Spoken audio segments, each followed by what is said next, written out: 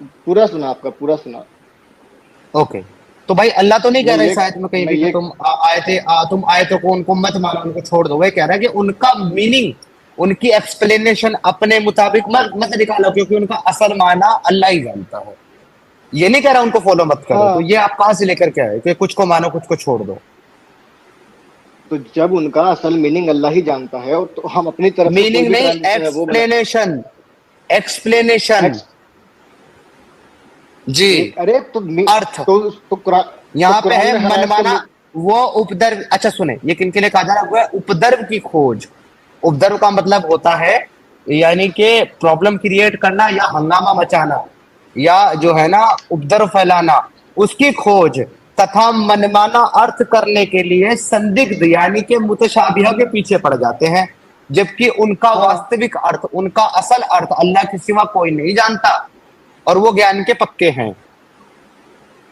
हाँ, और जो ज्ञान के तो मैं पक्के भी तो हैं वो कहते हैं कि सब हमारे पालनहार के पास है, और बुद्धिमान लोग ही इसका ग्रहण करते हैं। तो यहाँ ये कहा लिखा है कि कुछ आयतों को मानो तो कुछ को छोड़ दो? वो तो आप बिल्कुल अलग ही मीनिंग बता रहे हैं ना भाई।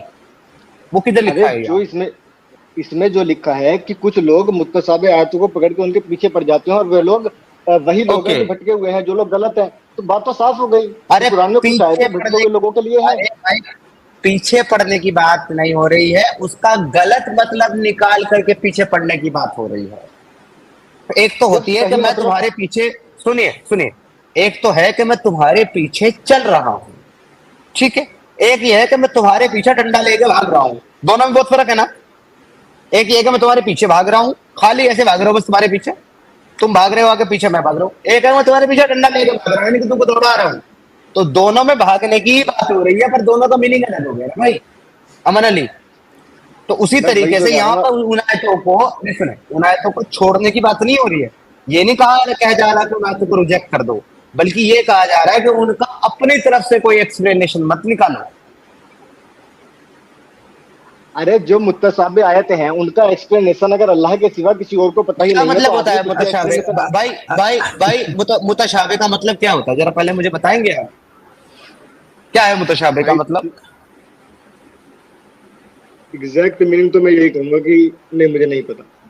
नहीं मुत्तसाबे तो हमारे मेरे हिसाब से होना चाहिए, समीर एलिगोरिकल भाई, मीनिंग होना चाहिए। एलिगोरली। समीर दारा जी भाई, को भाई, हाँ मैंने ये नहीं भाई, ये एक मिनट हो गया। समीर दारा जी को भाई, ये देखिए मैं, आप अपनी बात रखिएगा, लेकिन मजे की बात ये है, भाई को मुतशाबे का मतलब नहीं पता, लेकिन 1 घंटे से मुतशाबे हाफे के ऊपर एक्सप्लेनेशन दे रहा दे रहा है। है। अच्छा, और एक बात से समीर भाई, दुनिया का जी। कोई भी आलिम क्या बता सकता है कि कौन सी आयतें मुतशाहबियात हैं? जिस कोई कोई कोई बता सकता है कि कौन सी आयतें हैं मुतशाहबियात की आयतें? अगर ऐसा जी है मैं तो बता पूरी सक कुरान जी के पूरी मैं बता पूरी सकता हूँ। कुरान की आयतों को निकाल दो फिर, क्योंकि बताया नहीं नहीं गया कि नहीं कौन सी। जी। दारसी को भाई, मैं बता सकता हूँ मुतशाबे आयत कौन सी है और मुहकम आयतें कौन सी है।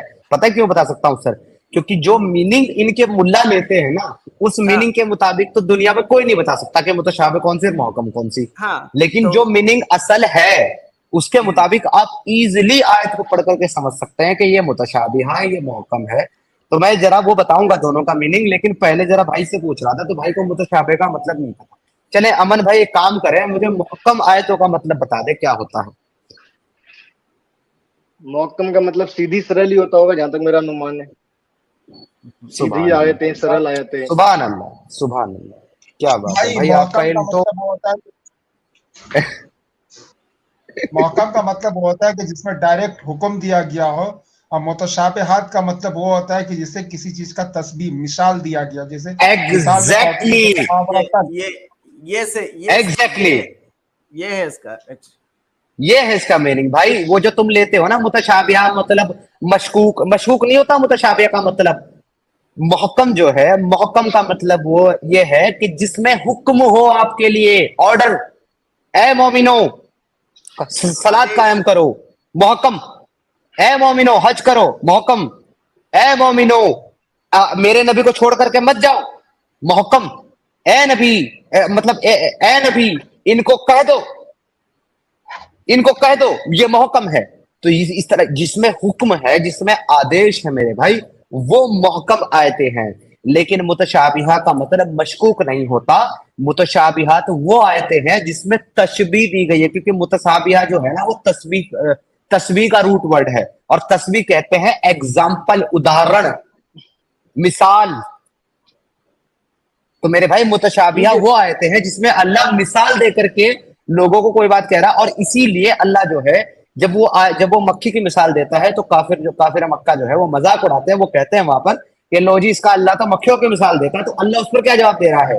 अल्लाह उस पर यह जवाब दे रहा है सूरह बकरा के अंदर कि इनको कह दो कि अल्लाह किसी भी चीज की तस्बीह देने से नहीं शर्माता। तस्बीह मतलब मिसाल, एग्जाम्पल देने से नहीं शर्माता, और हम लोगों को अपनी तस्बीहात से, अपनी मिसालों से गुमराह करते हैं। हाँ ठीक तो है। तो मेरे भाई तस्बीहात का मतलब संदिग्ध नहीं होता, मशकूक नहीं होता। तस्बीहात का मतलब होता है ऐसी आयतें जिसमें एग्जाम्पल के तौर पर कोई बातें बताई जा रही हो, मिसाल दी जा रही हो। जैसे मैं कहूं कि मिसाल के तौर पर जो है आप ऐसा मान ले, या मिसाल के तौर पर ये मान ले, मिसाल के तौर पर ये ले लें।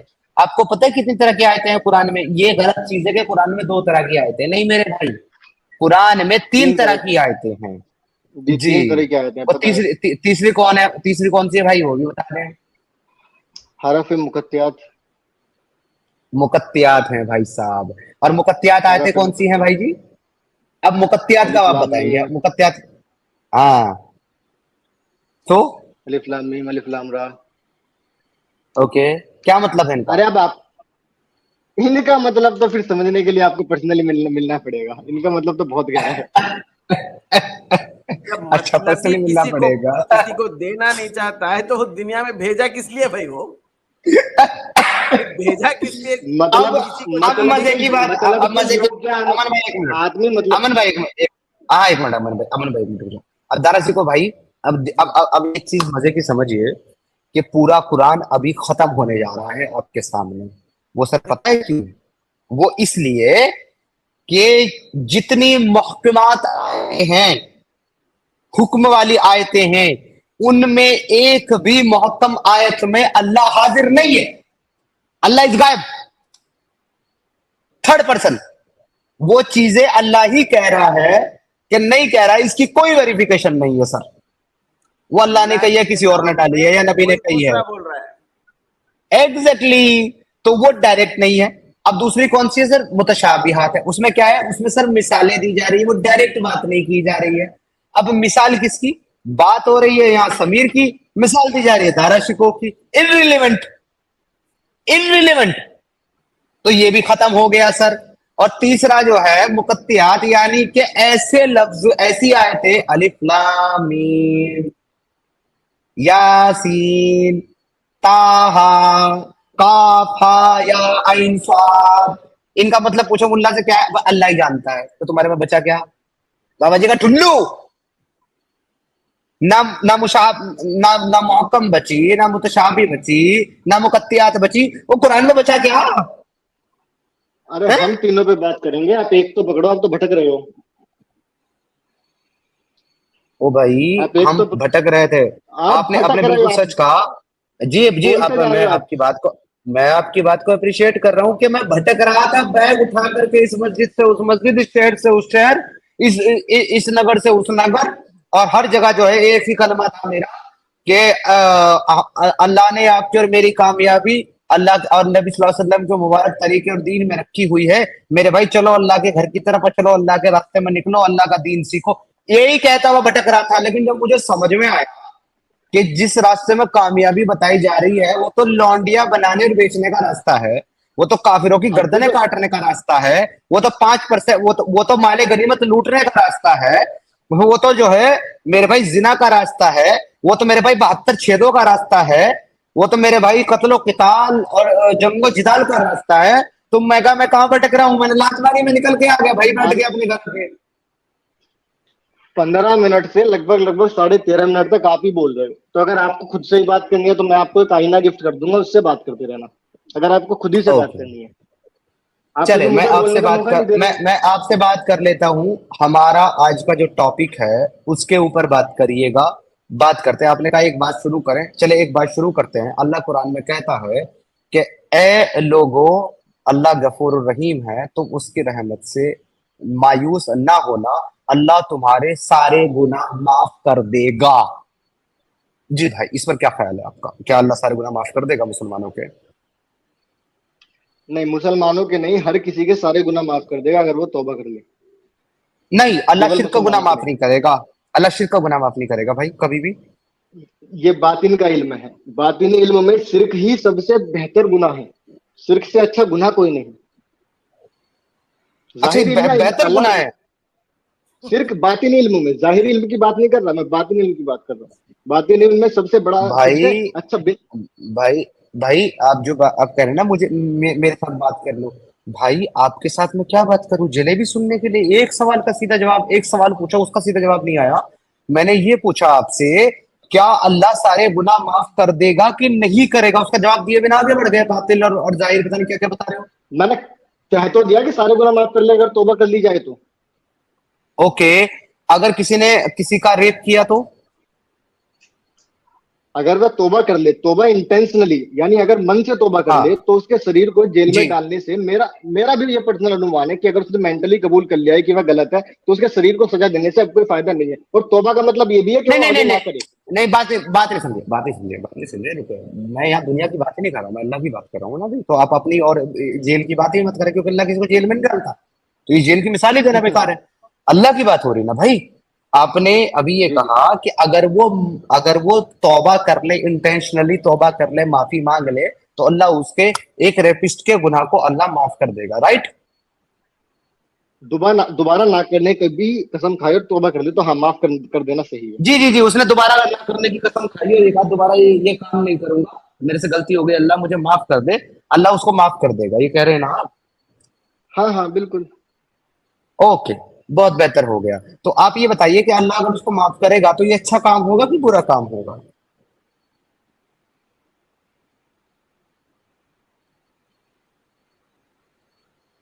जी अमन भाई, अगर अल्लाह एक रेपिस्ट को इंटेंशनली माफी मांगने पर और दोबारा ना करने का अज़्म करने पर अल्लाह अगर उसको माफ कर देगा, तो ये अल्लाह अच्छा करेगा कि बुरा करेगा भाई? बेहतरीन जस्टिस सिस्टम है, जबरदस्त। ऐसा जस्टिस सिस्टम कहीं भी नहीं मिलेगा। जी जी, अरे दारा सर, शिको भाई, तौबा का अभी मैं इसका दोगलापन उतारता हूँ ना, देखिएगा, रुकिएगा, अभी इसका दोगलापन अभी तो रहेगा, नहीं बोले तो सही।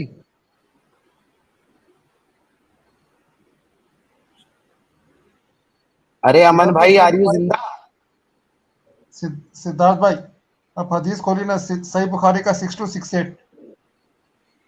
जी, मैं सही बुखारी 6268 खोलूंगा, लेकिन ये अमन भाई तो ब्लैंक हो गया।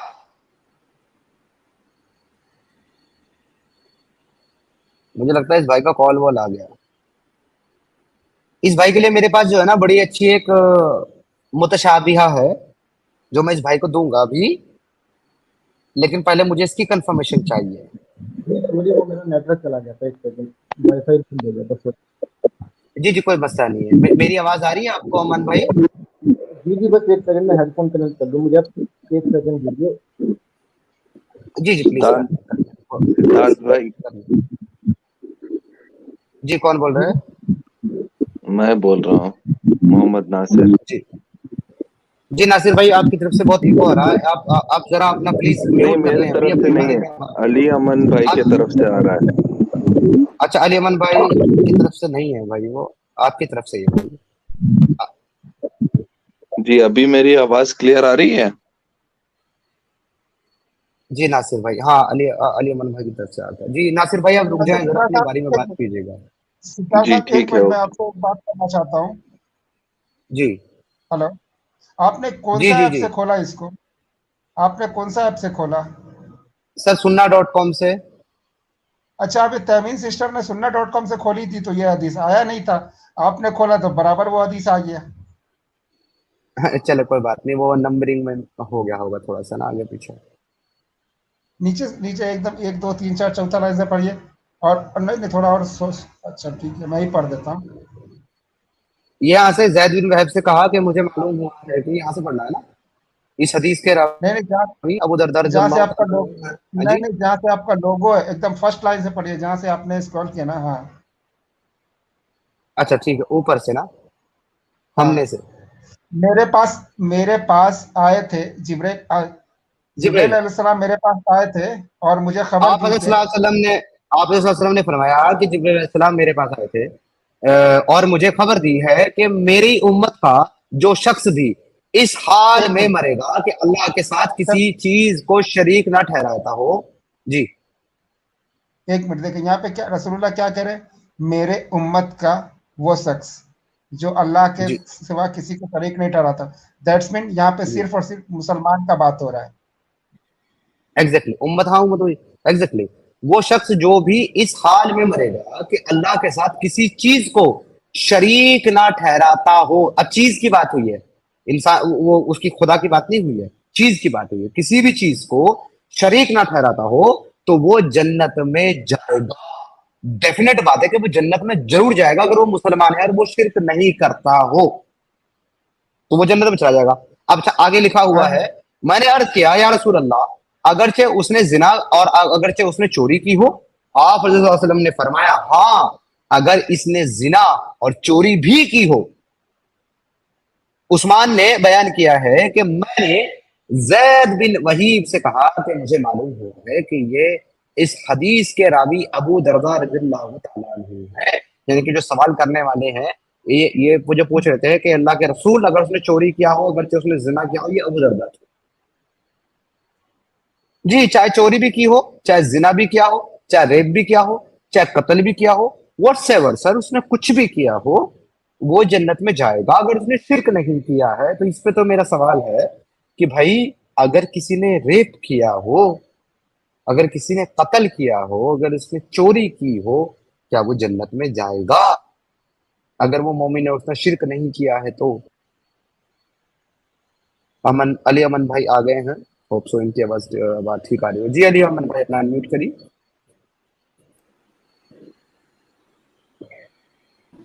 जी जी जी अली अमन भाई, तो हमारी बात चल रही थी कि आपने ये कहा कि अगर किसी ने रेप किया हो और उसने उसके बाद अल्लाह से सच्चे दिल से तौबा कर ली और दोबारा ना करने का वादा किया तो अल्लाह उसको माफ कर देगा, राइट? यही बात हो रही थी आपकी हमारी। जी बिल्कुल। जी, तो मैं ये पूछ रहा था आपसे कि अगर ऐसे किसी शख्स को जिसने रेप किया है छोटी बच्ची का, और रेप करने के बाद उसने अल्लाह से सच्चे दिल से तौबा कर ली और दोबारा न करने का वादा किया, तो ऐसे शख्स को माफ करके अल्लाह एक अच्छा काम करेगा कि बुरा काम करेगा? अगर उसने इंटेंशनली तौबा कर ली है तो उसको कोई भी सजा देना बेवकूफी है, मेरा ये मानना है। मैं कह रहा हूँ अच्छा ही अच्छा करेगा। काम किया है कि बुरा, बस इतना ही सवाल था। अच्छा, बहुत शुक्रिया, आपने कह दिया कि अच्छा काम किया है। चलें, मैं आपको जो है ना इस जवाब को आपके परखने के लिए एक छोटी सी मिसाल देता हूँ आपको। ऐसा मानिए कि आपकी एक 3 साल की छोटी सी बेटी है, या 4 साल की, या 5 साल की, बस मैक्सिमम, और आपके पड़ोसी ने जो कि मुसलमान है, जो कि शिरक नहीं करता, उसने आपकी बेटी को घर से उठाया, जंगल में ले जाके आपकी बेटी का रेप किया और उसके बाद उसको कत्ल कर डाला।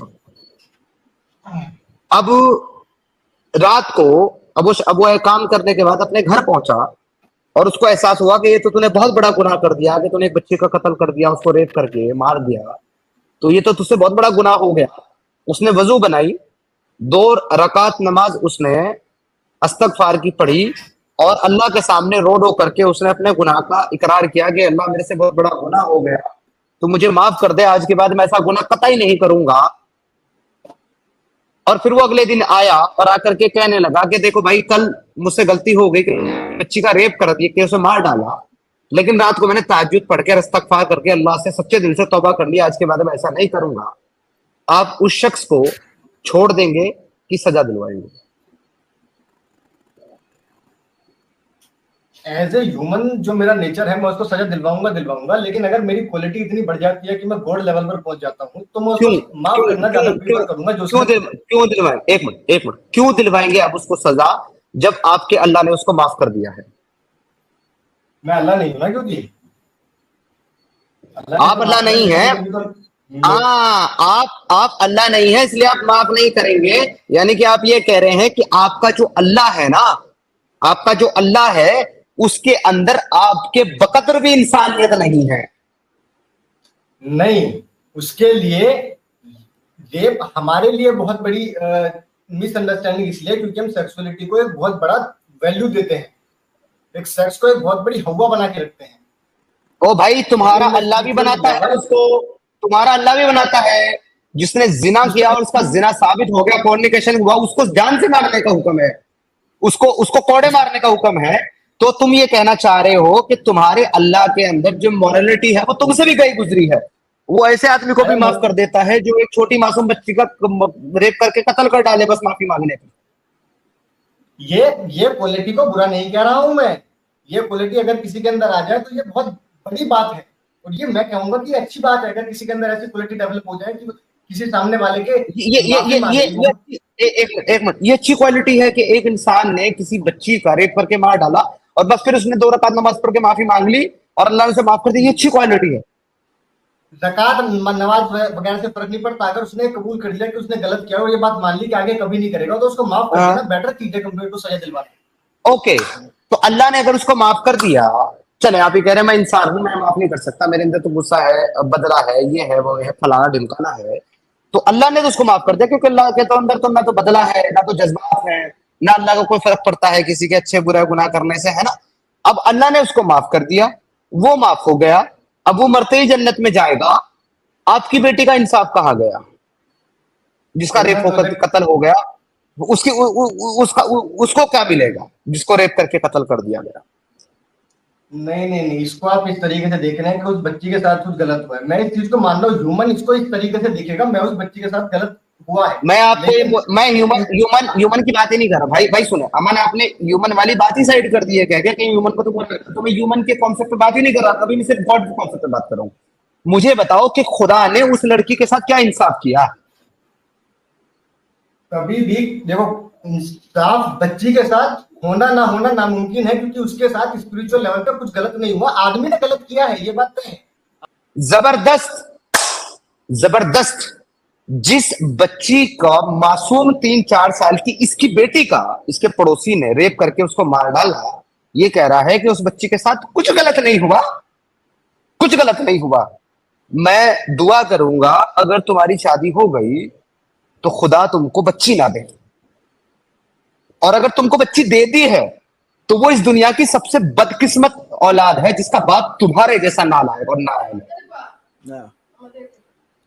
मैं ये कह रहा हूं कि अगर आप पहले जन्म मिले तो थोड़ी सी तार्किक बुद्धि लेके पैदा हो। मैं कह रहा हूँ ह्यूमन लेवल पे उसने गलत किया है, मेरी नजरों में गलत किया है, और मेरी नजरों में बच्ची के साथ भी गलत हुआ है, आदमी ने भी गलत किया, लेकिन स्पिरिचुअल लेवल पे करता जो है केवल वह सजा के पक्ष वो होता है, सजा के पाने का हकदार। गलत किसी मैं इंसाफ पूछ रहा हूँ, उसने तो गुनाह किया, बच्ची के साथ गलत हुआ, तुमने माना बच्ची के साथ गलत हुआ, तुम्हें माना उस इंसान ने गलत किया, अब उसने माफी मांग ली और माफी मांगने के बाद अल्लाह ने उसको माफ कर दिया, उस बच्ची के साथ क्या इंसाफ हुआ, मैं ये पूछ रहा हूं। अरे मेरे भाई, बच्ची के साथ क्योंकि स्पिरिचुअल लेवल पे, ऊपर के लेवल पे, आत्मा स्तर लेवल पे कुछ, अरे भाई उसके साथ गलत हुआ, उसके साथ गलत हुआ कि अभी तुमने कहा उसके साथ गलत हुआ कि नहीं हुआ दुनिया में उसके साथ गलत? इंसानी लेवल पे गलत हुआ, स्पिरिचुअल लेवल पे तो बॉडी के साथ ही गलत हुआ है, आत्मा के साथ तो कुछ गलत हुआ नहीं। भाई अगर आप इस लॉजिक पे, एक मिनट, अगर आप इस लॉजिक पे बात कर रहे हो कि उसकी बॉडी के साथ हुआ है, उसकी रूह के साथ नहीं हुआ, तो मेरे भाई इंसान तो गुनाह बॉडी से ही करता, फिर उसकी सजा रूह को क्यों देगा तुम्हारा अल्लाह जहन्नम में? क्योंकि बॉडी से करवाने वाला इनडायरेक्टली रूह ही है, नफ्स ही है, नफ्स एग्जैक्टली। तो उस आदमी ने जो क्राइम किया है अपनी बॉडी से तुम्हारी बेटी की बॉडी के साथ, और जो तुम्हारी बेटी की बॉडी के साथ जो क्राइम हुआ है उससे तुम्हारी बेटी की रूह आहत हुई है और परवाज कर गई, तो तकलीफ तुम्हारी बेटी की रूह को भी हुई है। नहीं, रूह कभी भी जो काम होता है उससे प्रोड्यूस नहीं होती, रूह कभी भी। Thank you sir. एक और बंदा आया था, वो तो अपनी बहन, बेटी, बीवी, माँ सबके साथ, क्योंकि अल्लाह माफ कर देगा तो कोई मसला नहीं था उसका।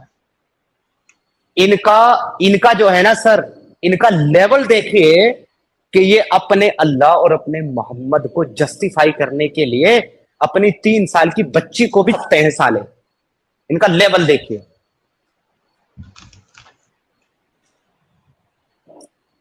इतने घटिया लोग हैं ये।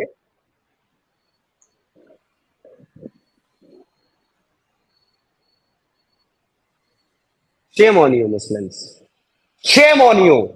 अगर ऐसे खुदा पर तुम्हें ईमान रखना है तो उससे अच्छा ये बेखुदा जियो और बेखुदा मर जाओ। Shame on you guys. भाई मैं डन हो गया इसके साथ, इसको इसका दोगलापन निकल गया है, आपको इससे बात करना है तो I am done with it. कभी ऊपर वाला ना करे, अगर मेरा मन बन गया ना कभी यूट्यूब पे, हालांकि करेगा नहीं, लेकिन अगर मन बन गया चैनल, तो दुनिया की सारी फिलॉसफी मिलाकर आप जिस भी धर्म से ताल्लुक रखते होंगे, इस्लाम को मैं सही साबित करके दूंगा। और आपकी जो जितनी भी जो बैल बुद्धि है ना, मेरे दो शब्दों को आपने समझा नहीं। एक मैं कह रहा हूँ बॉडी के लेवल पर गलत हुआ, एक आत्मा के लेवल पे म्यूट करके। अरे भाई मेरे ओ भाई तुम्हारा अल्लाह आत्मा के कॉन्सेप्ट को जानता ही नहीं है, क्या जलेबी बना रहा है? वो जानता ही नहीं आत्मा का कॉन्सेप्ट क्या है। एक मिनट अरे भाई एक मिनट। तुमने कहा कि अगर तौबा करके कोई माफी मांग लिया, उसको माफी मिल गई, तो फिर ये जस्टिस किस बात का, इंसाफ किस बात का? फमय्यामल मिस्काल ज़र्रतिन खैरन यरा वमय्यामल मिस्काल ज़र्रतिन शर्रन यरा। कुरान में ये क्यों लिखा हुआ है? इसका मतलब बताओ। इसका मतलब है कि अगर किसी ने, इसका मतलब यह है कि अगर किसी ने जर्रा बराबर भी गलत काम किया, उसका बदला उसको मिलेगा। अगर किसी ने जर्रा बराबर भी अच्छा काम किया, उसका नफा उसको मिलेगा। हाँ ठीक तो है। हाँ तो ठीक है। तो उसने जो बलात्कार किया उसका सजा उसको कहाँ मिला? अल्लाह जब माफ कर दिया तो? हाँ तो तौबा करने से सबसे बड़ी सजा तो कम हो गई ना। ये अबे बात तो हम डिबेट कर ही रहे हैं। तौबा करने पर उसने जो गलत काम किया वो सही हो गया? तौबा करने पर गलत काम सही हो गया क्या? नहीं शमीम भाई तौबा करने से जिस बच्ची का रेप हुआ है, क्या उसका रेप वापस लौट गया, या जो बच्ची मार दी गई है रेप करके उसकी जान वापस आ गई तौबा करने से? ये किसी भी धर्म में नहीं है भाई कि बॉडी के साथ अगर कुछ गलत होगा तो एक काम कर भाई, किसी धर्म की बात मत कर यार। किसी धर्म में ये भी नहीं है, शमीम भाई एक पॉइंट दूं, किसी धर्म में ये भी नहीं है कि तुम रेप करो भगवान तुमको माफ कर देगा। नहीं करता, सिर्फ तुम्हारा अल्लाह माफ करता है, सिर्फ तुम्हारा अल्लाह माफ करता है। तो किसी और की बात मत करो यहाँ पर। क्यों नहीं है? एक काम करो, तुम आ जाओ। अबे तुम आ जाओ भाई, तुम है ना, सांड से ना तुम्हारा तशरीफ मुबारक मरवाते हैं, सांड तौबा कर लेगा और अल्लाह उसको सांड को माफ कर देगा। तुमको तो कोई दिक्कत ही नहीं। यही तो मंद बुद्धि लोग ऐसे होते हैं। और जो धर्म की बात कर रहे हो ना, लंबी बात अगर करनी हो और पिछवाड़े में दम हो और म्यूट ना करो, तो जितनी लंबी बात हो सके मिलकर कर लेना। चाहे तो ऐसे जा बे, तेरे जैसे बहुत आते हैं यहाँ, मिलकर कर लेना। जिहादी कहीं का, भाग यहाँ से, मिलकर कर लेना तुझसे बात। हमें नहीं पता तो अपने रसूलुल्लाह की चाहत में इतना पागल है कि तू हमारे सर काटना चाहता है। मिलकर बात कर लेना।